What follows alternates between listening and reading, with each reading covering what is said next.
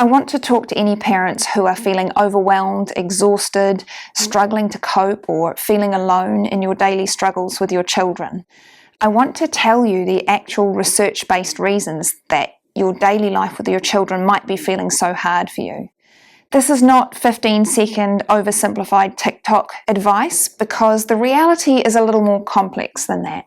But if you want answers based on developmental psychology, attachment theory, human evolution, and neuroscience, and answers that will actually work to make real long-term difference to the peace of your family, the well-being of your child, and your sanity as a parent, then please stick around.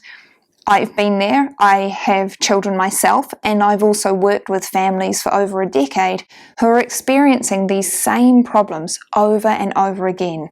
You are not alone, and it's not your imagination. Modern parenting really is quite hard. The common social media advice that we get puts the problem back on you, doesn't it? That you just haven't made clear enough boundaries, or you haven't created an enticing enough play corner, or you haven't created a pretty enough sticker chart. But this advice is exhausting us because it's pointing our energy in all the wrong directions. Because it turns out there's actually some pretty clear answers that we can find in the research about why it's so hard for all of us as modern parents to make life work well for our children and families. It's just that the truth isn't always shiny and clickbaity. And the good news is, once we understand these big social factors that are impacting how hard it is for us to parent these days, there are some really simple and effective steps that you can take in your own family to make parenting your child easier and your family life more peaceful. But you have to first understand where it's going wrong so that you know where it's worth focusing your very precious and limited time and energy. So first, why is it so hard for you? So I hear this a lot. Parenting has always been hard. Our grandparents raised huge families through wars and poverty and the Great Depression and all sorts of other trials. So what makes us so special? Are we just a pack of whinging snowflakes? Well, here's the thing. Our generation of parents, particularly in the privileged West, have mod cons and relative wealth to help us, sure. But this isn't what makes parenting easy. We modern parents are raising children through some serious next-level challenges that are impacting our children at a deep developmental level. I'm going to talk to you about two really big factors that are making modern parenting incredibly challenging for us.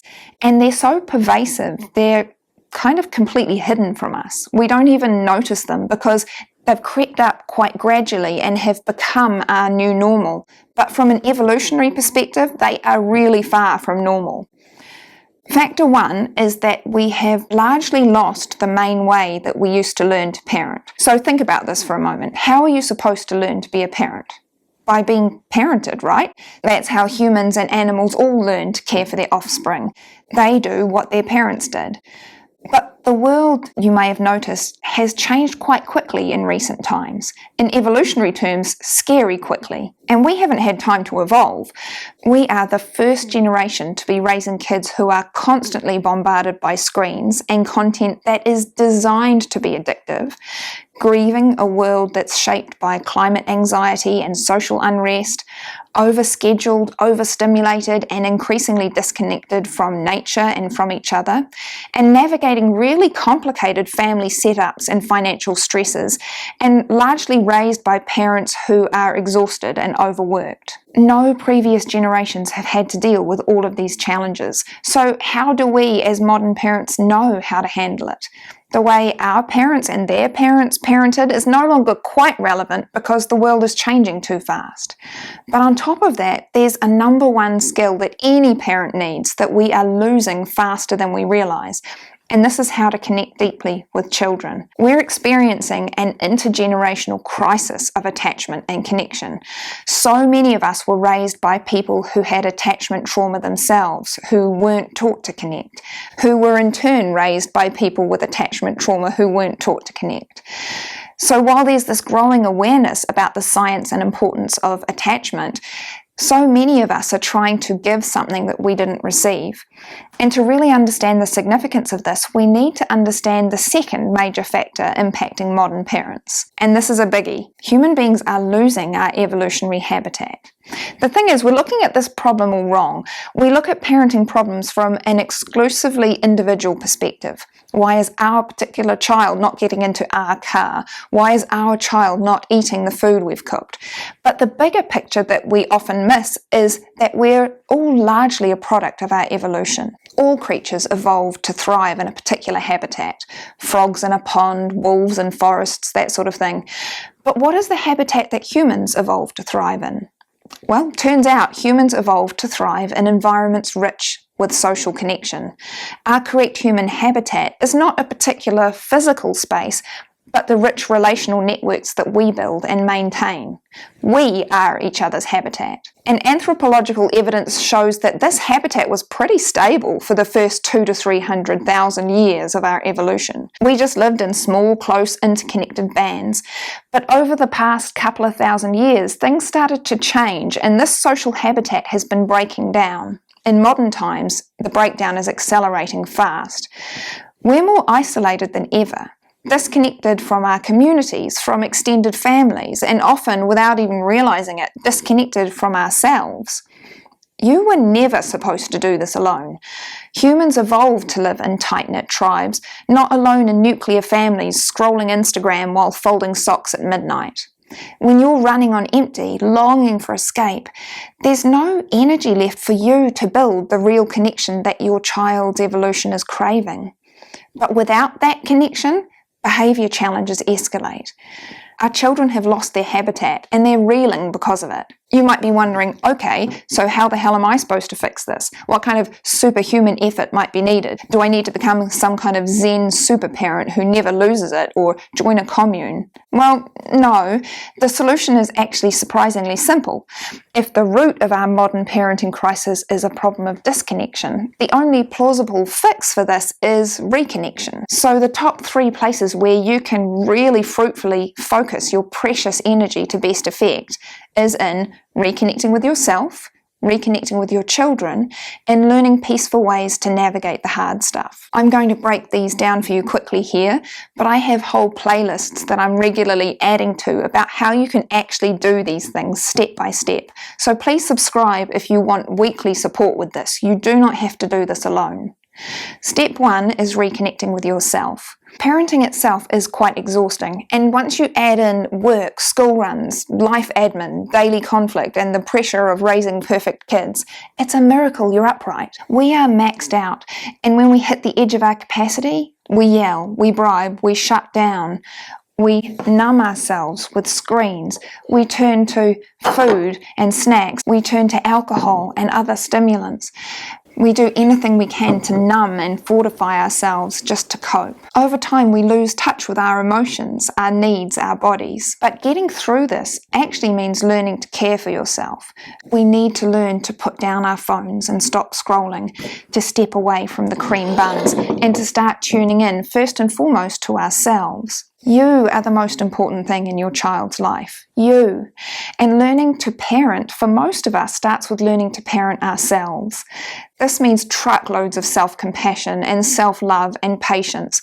This doesn't have to be years of therapy. It can just start with really simple daily habits to care for ourselves. Creating habits of noticing what's going on inside you. What do you need? What hurts? What are you avoiding? Pausing, taking breaths, noticing your body and your feelings and your needs, resting when you can. By building these small daily habits, we learn to care for our nervous systems and to self-regulate. This is not easy. This is the hard work of reparenting yourself, of learning self-care. But just a little bit more capacity can make a huge difference to your family and to your relationship with your child. Step 2 is learning to reconnect with your children. Forget timeouts, sticker charts, threats. This is where modern parenting advice goes horribly wrong. If we're focusing solely on changing our kids' behaviour, we're missing that their behaviour is largely a symptom of something much bigger. We're putting a tiny band-aid on a hemorrhage. If you really want deep and lasting change in your family, you need to treat the underlying cause, not the symptom. And this is where your real superpower as a parent comes in. Connection. This gets so little airtime because it doesn't sound very glamorous. There's no products to sell you, nothing you can buy to do this. But this is what the science tells us is where your biggest parenting wins can happen. If you can learn to focus your energy here, this is where your biggest parenting return on investment can happen. Kids cooperate when they feel connected. They're wired to follow the adults they trust and are deeply connected to when they feel safe. This is what they evolved to do and how human parenting has always worked. And make no mistake, there is huge daily pressure on your bonds with your children. You're trying to connect in a world that does not prioritize connection. So much so that we begin to forget that connection is the glue that allows every other parenting strategy or tool or approach to work. Deep connection is built from thousands of tiny threads woven daily. And if you were never taught connection, if you never experienced this as a child, I have a really simple formula that you can learn right here. Step 3 is learning to handle challenges peacefully. When things go wrong, and they will on a daily basis, we all inevitably jump to our habitual trained responses, the way we were raised. Blame, shame, rewards, bribes, punishments, or with permissiveness and giving up, leaving our children lost with no guidance.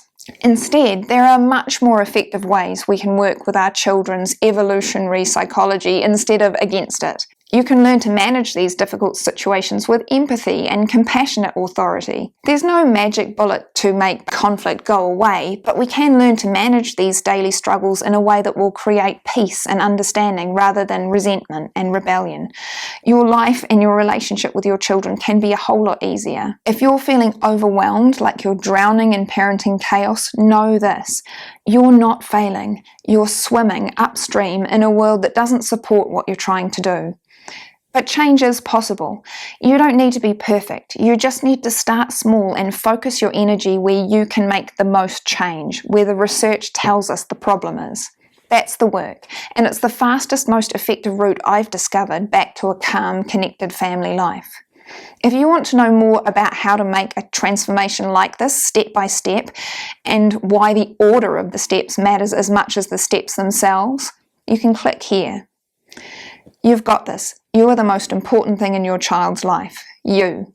And if today was a disaster, that's okay. You can always pause and try again tomorrow.